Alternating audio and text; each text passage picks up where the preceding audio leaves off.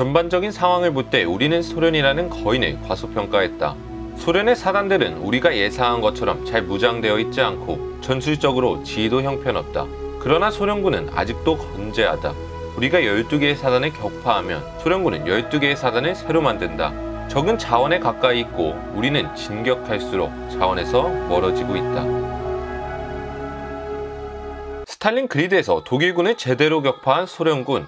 전쟁이 시작되고 2년 동안 두들겨 맞고만 있었던 소련군이 독일군을 상대로 승리를 얻을 수 있었던 데에는 크게 3가지 이유가 있었습니다. 첫 번째 이유는 스탈린의 변화였습니다. 군대를 못 믿어해 현장 상황 제대로 파악하지 않고 군대를 직접 지휘했던 스탈린은 자기보다 현장에 유능한 장교들이 더 낫다는 것을 깨달았습니다. 그리고 그 결과 그들에게 더 많은 권한을 허락했고, 그렇게 소련의 명장들은 스탈린그리드에서 독일군에 타격을 입힐 수 있었습니다.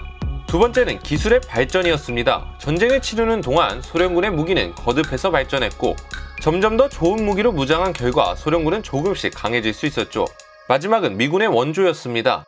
앞선 영상에서 벌써 2~3번 들어 지겨울 수 있겠지만 루즈벨트 대통령은 무기 대여법을 통해 연합군뿐 아니라 소련군을 지원했는데, 이 중 미군이 지원한 트럭은 소련군의 기동 능력을 향상시켜 계속해서 병력을 충원하는 데 아주 유용했습니다.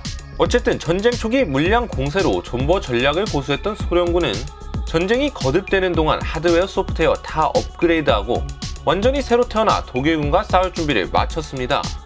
그런데 갈수록 강해지는 소련군과 다르게 독일군은 정반대 상황을 겪고 있었습니다.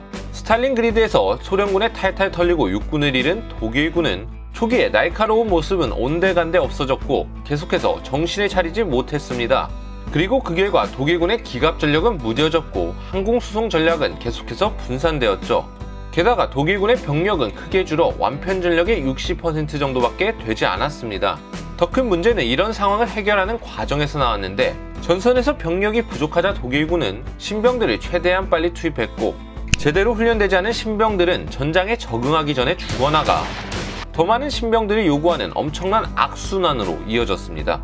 그리고 이런 악순환을 겪고 있던 독일군을 상대로 소련은 특정 지역에 대한 공격 승인이 떨어지면 독일군이 눈치 못 챌 정도로 빠르게 병력을 집중시켜 후다닥 패버리는 작전을 통해 압도적 우위에서 전쟁을 진행해 나갔고, 1943년 12월부터 1944년 3월까지 이어진 4개월의 전투 동안 레닌그라드, 우크라이나, 크림반도를 해방해낼 수 있었습니다.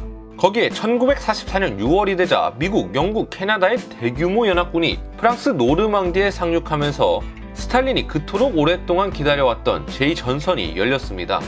그렇게 서쪽에서 진격하는 연합군의 병력과 동쪽에서 진격하는 소련을 모두 막아야 했던 독일군의 병력은 더욱 분산될 수밖에 없었습니다. 그리고 노르망디 상륙 작전 이후 불과 2주 뒤 소련군은 대독 공세를 통해 벨로루시에서 독일 중부군 주력 세력을 파괴했고, 8월 1일에는 폴란드 바르샤바 맞은편 비스툴라 강변에까지 진출했죠. 이제 독일과 소련 모두 전쟁이 끝나감을 직감하고 있었습니다. 하지만 히틀러는 포기하지 않았고 군 지휘부의 만류에도 불구하고 최후 일격을 준비했습니다. 그렇게 히틀러는 남아있던 독일 군사 역량 싹 끌어모아서 서부 전선으로 집결시켰고, 악천후로 인해 연합군의 항공기가 움직이기 힘들었던 1944년 12월 16일 새벽, 아흐덴 숲에 숨겨놓았던 전차 부대에 공격 명령을 내리며 벌지 전투가 시작되었습니다. 그리고 전투 초기 독일군은 적군이 쳐들어올 거라고 예상하지 못했던 연합군의 방심에 힘입어 파죽지세로 진격하며 나름 선방했습니다. 하지만 진격한 지 1주 만에 체력이 넘쳐나던 미군과 조우하면서 조금씩 밀리기 시작했고, 12월 23일 독일군의 바람과 달리 날씨마저 좋아지자 연합군의 항공기는 독일군 보급기지를 폭격했습니다.